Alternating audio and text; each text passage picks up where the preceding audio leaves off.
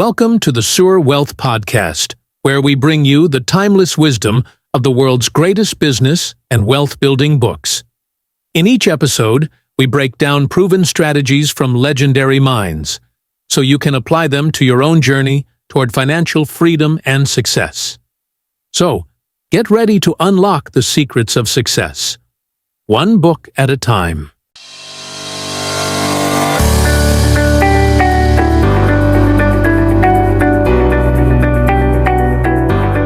Welcome back, everyone. We're diving back into a topic we touched on recently, that connection between what we're thinking and what's happening in our lives. Remember when we got into As a Man Thinketh? That whole idea of our thoughts shaping our character? That was really powerful. Yeah, it was like looking at how the thoughts we keep thinking kind of mold who we are deep down.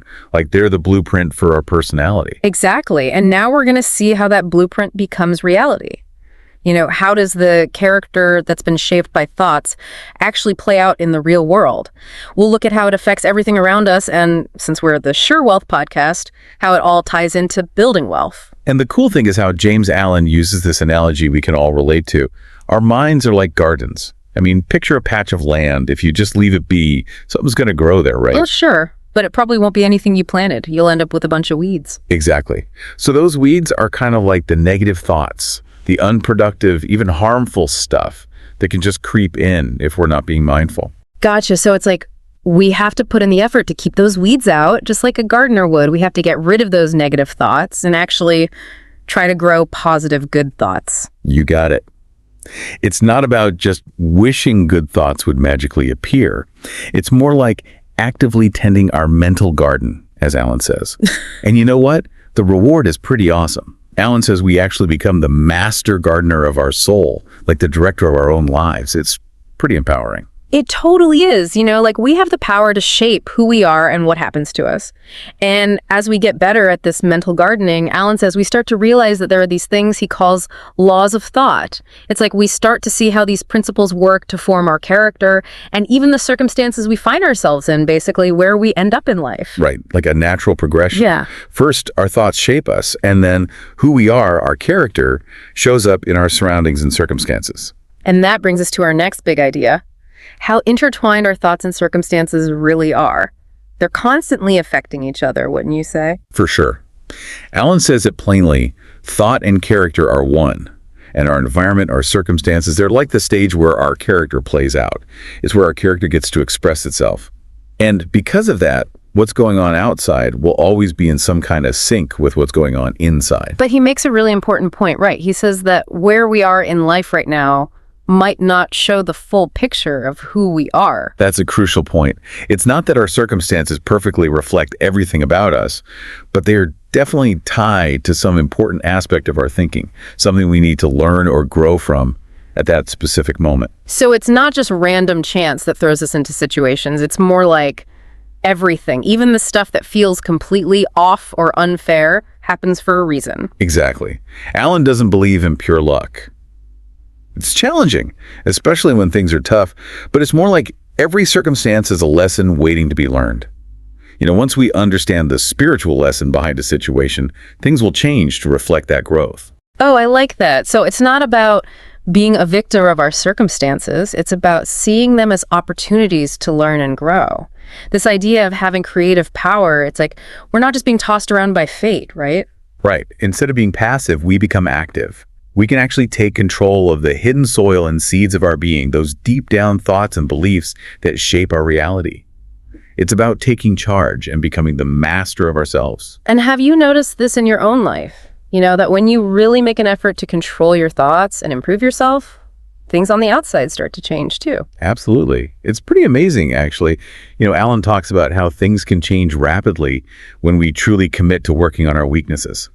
It's like we clear out the internal roadblocks and suddenly the path ahead opens up. That sounds a lot like the law of attraction. You know, that idea that we attract what we focus on. It does, right? They both talk about how important our inner state is. Alan says that what we secretly hold on to, the stuff we love, and even the things we fear, our soul draws those things to us. And our circumstances become the way we experience those things, whether they're good or bad. But I'd say Alan's approach focuses more on taking responsibility and developing good qualities, not just thinking positive thoughts. So it's deeper than just positive vibes. It's about working on ourselves from the inside out. And those thought seeds he mentions, they're not just sitting there in our minds, they're actually leading us to take actions, which then create the opportunities and circumstances we encounter. Precisely. And this is key. Both good times and tough times, they all help us grow. We learn and evolve through both, and over time, those desires and aspirations we hold dear, whether they're good or not so good, they'll find a way to express themselves in our lives. It's like there's this guiding principle of growth and adjustment. So it's not about blaming our circumstances or feeling like a victim. It's about taking ownership of our thoughts and understanding that they have real-world consequences. You got it. Alan's very clear that things like poverty and crime, they aren't just bad luck. They're the result of negative thinking. And the opposite is true too. Good actions come from consistently cultivating good aspirations. It's like he's saying, hey, we're not puppets of fate. We have a say in this. That's a big responsibility to realize we're the makers of ourselves, as he says. It is, and it's super empowering too. It's not just about wanting things. It's about being the kind of person who attracts those things. Our thoughts and desires, they're constantly being fed and mirrored back to us in our experiences. We have that divinity that shapes our ends right inside us. And listen to this. He says our thoughts and actions can either be jailers of fate if they're negative or angels of freedom if they're good. It's about earning what we want through our inner work, not just wishing for it. This makes me think about what he says about fighting against circumstances. You know, like if we just keep trying to change things on the outside without addressing the root cause within, it's like trying to trim a weed without pulling it out. Exactly. We're just going to stay stuck in that cycle. As long as we hold on to the root cause, whether it's a bad habit or a weakness we haven't dealt with, it's going to keep popping up in our lives. So it's like we want better circumstances, but we're not always willing to do the hard work of improving ourselves. Yep. And that's what keeps us bound, he says. Yeah. And he talks about self-crucifixion, not literally, but it's like we got to be willing to make sacrifices, to give up some of the things we want now to reach the things that truly matter. I really liked his examples too. You know, like that person who tries to avoid work and is dishonest because they think they're not paid enough. Right. He says that person's missing the whole point of prosperity. They're lazy and dishonest thoughts. They're not going to bring them wealth. They're just going to create more lack and make them resentful. And that other example, the person who's rich but unhealthy because they eat too much and don't take care of themselves. Alan says they're totally unfit to have health because they just don't get it. They keep doing things that make them unhealthy, and then they wonder why they're sick. It's the same with wealth. It's not just about money. It's about our whole well-being. You can't just ignore your health and expect to be truly wealthy. And then there's that boss who's always trying to cheat their workers to make more money. Yeah, in the end, that's going to backfire, right? He'll lose everything, his money, his reputation, everything. He might blame other people, but Alan says he created his own downfall because he built it all on a foundation of unethical thoughts and actions. It really shows how much our inner world affects our outer world. Like, if you want to build real, lasting wealth, it starts with your character and your mindset, not just the strategies you use. Absolutely. And Alan's smart enough to know that you can't just judge someone by how things look on the outside. Life's complicated. Yeah, you might see someone who seems honest, but they're struggling, or someone who's rich, but got there by doing shady stuff. Right, so you can't just judge by appearances. That dishonest person might have some good qualities, and the struggling person might have some things to work on. In the end, everyone gets what they deserve, the good and the bad, based on their thoughts and actions over time. So when Alan says suffering is always the effect of wrong thought in some direction, he's making a pretty strong statement. He is, but he explains that suffering has a purpose.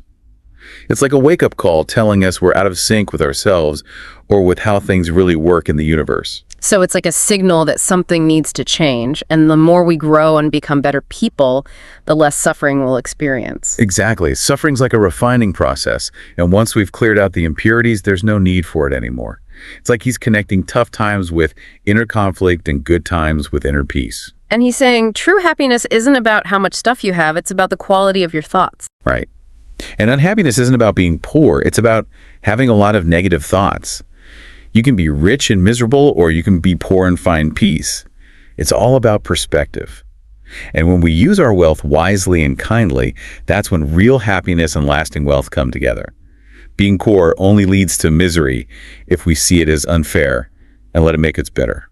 It's so interesting how he puts poverty and overindulgence on the same level. Like they both come from a messed up way of thinking.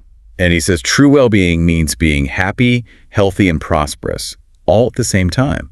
It comes from being in harmony with yourself and the world around you.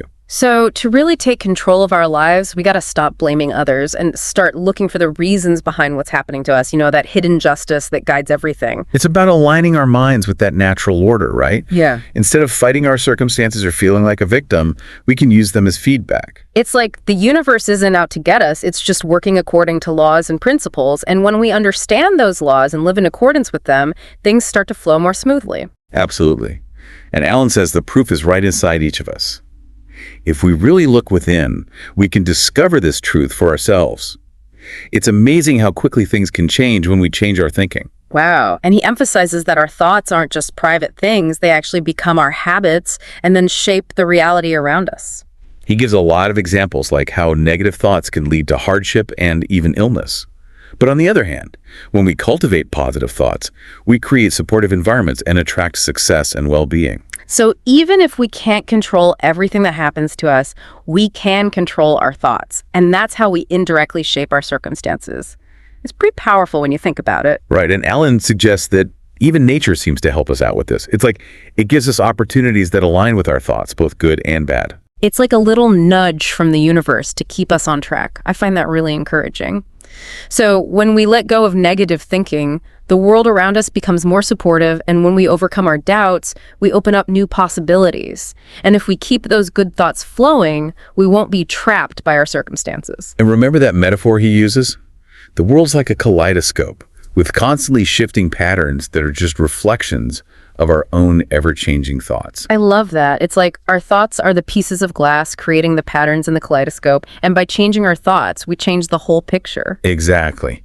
And he even includes a poem to drive this point home with powerful lines about our ability to overcome limitations and shape our destiny through our thoughts. Yeah, like mastering time and space, conquering chance, and becoming the masters of our own circumstances is really inspiring.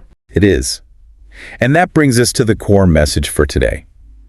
Our thoughts aren't just random things floating around in our heads. They have a direct and powerful impact on our lives, including our journey towards building wealth. We have to actively cultivate our mental garden, weeding out the negative and nurturing the positive. And this conversation's not over. In our next deep dive, we'll continue exploring As a Man Thinketh, looking at how our thoughts affect our health and bodies. We'll get into that mind-body connection, how our mental state impacts our physical well-being. It's a fascinating topic, so be sure to join us for that. Until then, bye for now.